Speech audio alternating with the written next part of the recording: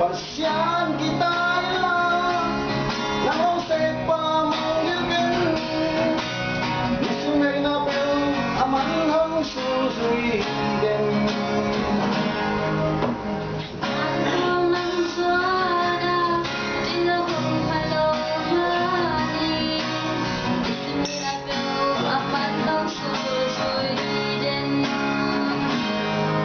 Kay ading lam hay ben aton tung kay ang lampi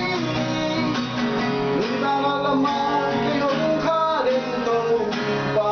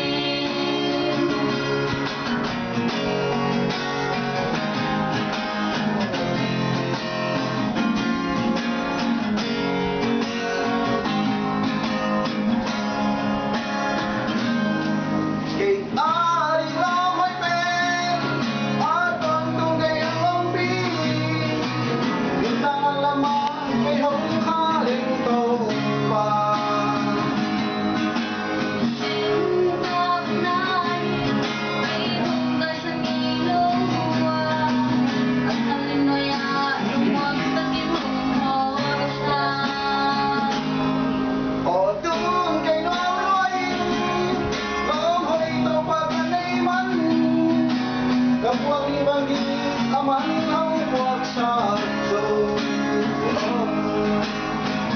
ilong natin laboy to pagkaniman ganun ang puso kakaamon suhan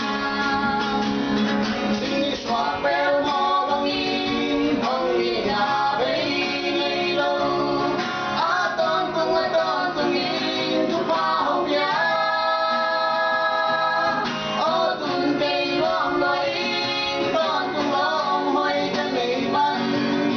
Hãy subscribe cho kênh Ghiền Mì Gõ để không bỏ lỡ những video hấp dẫn.